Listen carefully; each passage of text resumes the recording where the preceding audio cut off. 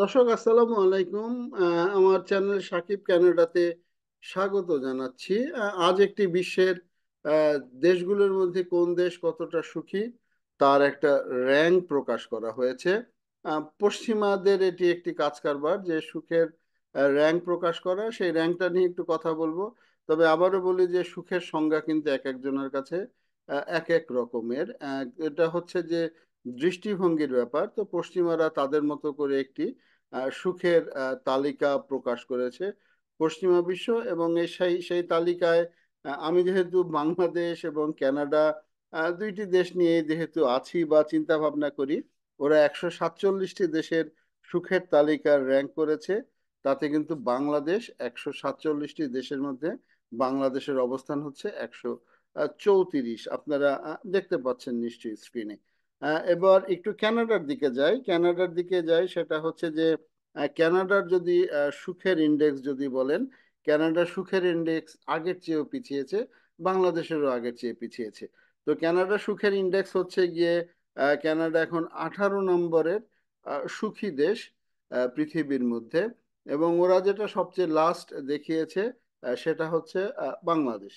তো এই যে এই ইন্ডেক্সটা নিয়ে পৃথিবীর সব দেশে আলোচিত হচ্ছে, যে যে দেশগুলি আহ, কত নম্বর সুখে আছে তাদের জনগণ, সেটা তারা দেখছে। এবং যথারীতি যেটা হচ্ছে যে ক্যারিবিয়ান অঞ্চল, সরি, যেটা হচ্ছে স্ক্যান্ডিনেভিয়ান অঞ্চল এবং ওই উত্তরের ইউরোপের উত্তরের দেশগুলি কিন্তু সুখী দেশের তালিকায় রয়েছে। প্রথমেই রয়েছে ফিনল্যান্ড, তারপরে ডেনমার্ক, তারপরে আইসল্যান্ড, সুইডেন, নেদারল্যান্ড, কোস্টারিকা। এটা একটু আশ্চর্য। কোস্টারিকা উঠে এসেছে নরওয়ে। ইসরায়েল, যে ইসরায়েল যুদ্ধ করে, সেই ইসরায়েলও কিন্তু 8 নম্বর সুখী দেশের মধ্যে রয়েছে। লুক্সেমবার্গ রয়েছে। মেক্সিকো রয়েছে 10 নম্বরে। অর্থাৎ মেক্সিকো কিন্তু এই অনেক তাদের অবস্থান কিন্তু অনেক উপরে। অস্ট্রেলিয়া 11, 12 নিউজিল্যান্ড, সুইজারল্যান্ড, ডেনমার্ক, তারপরে বেলজিয়াম, আয়ারল্যান্ড, লিথুনিয়া, অস্ট্রিয়া, তারপরে হচ্ছে কানাডা। যাই হোক, তো এই হচ্ছে সুখের ইন্ডেক্স বা সুখের সংজ্ঞা। তো কানাডা কিন্তু আগের চেয়ে সুখ কানাডার কমেছে। 2015 সালে যখন কানাডা এই ইন্ডেক্সটা যখন হয়, সেই ইন্ডেক্সে কানাডা কিন্তু বেশ ভালো অবস্থানে ছিল। অর্থাৎ কানাডা তখন 15 নম্বর, 5 নম্বর অবস্থানে ছিল।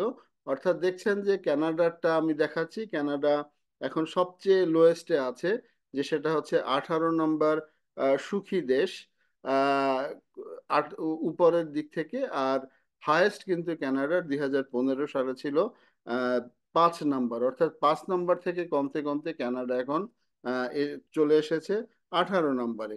এবং আমেরিকা যথারীতি কানাডার চেয়ে নিচে রয়েছে। অন্যদিকে বাংলাদেশ যদি দেখাই, যে বাংলাদেশও এখন লোয়েস্ট র্যাঙ্কিং এ রয়েছে।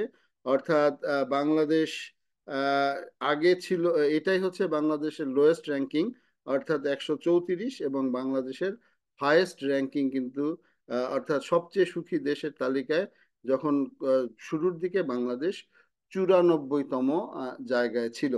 তো বাংলাদেশও নামছে, কানাডাও নামছে।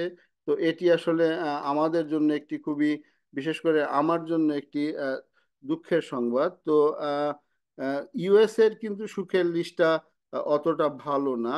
আমেরিকারও সুখের লিস্টটা অতটা ভালো না। তারাও মোটামুটি দুঃখে আছে। তো এই হচ্ছে অবস্থা এখন। যেটা হচ্ছে যে সুখটা আসলে ডিপেন্ড করে, মানুষের উপরে ডিপেন্ড করে। অর্থাৎ কে কিভাবে সুখটাকে দেখে তার উপরে ডিপেন্ড করে। এবং ইউনাইটেড স্টেটস অর্থাৎ আমেরিকার যে কথা বললাম, আমেরিকার সুখের জায়গাটা হচ্ছে 24 নম্বরে। তো যারা এই বিষয়ে আরো ইন্টারেস্টেড, যারা আগ্রহী, তারা এই ওয়েবসাইটটি দেখতে পারেন। এই ওয়েবসাইটটি নিয়ে কথা হয়েছে পৃথিবীর সব দেশ জুড়ে। আপনারা দেখছেন যে কানাডার সিবিসি নিউজের একটি নিউজ করেছে, বিবিসি করেছে। প্রত্যেকটা নিউজ মিডিয়ায় কিন্তু এই সুখের ইন্ডেক্স নিয়ে রিপোর্ট করেছে। তো ভিডিওর শুরুতে যেটা বললাম যে সুখ আসলে আপেক্ষিক ব্যাপার। এক একজনের কাছে সুখ এক এক ধরনের। অর্থাৎ জিডিপি বড় থাকলে বা ফিনান্সিয়ালি একটা দেশ সলভেন্ট থাকলেই সেটা যে সুখী দেশ হবে এমন তো কিন্তু কথা না, এটা ম্যান টু ম্যান ভ্যারি করে। তো দর্শক, আমার ভিডিওটি এতক্ষণ দেখার জন্য ধন্যবাদ। আবারও কথা হবে। আসসালামু আলাইকুম।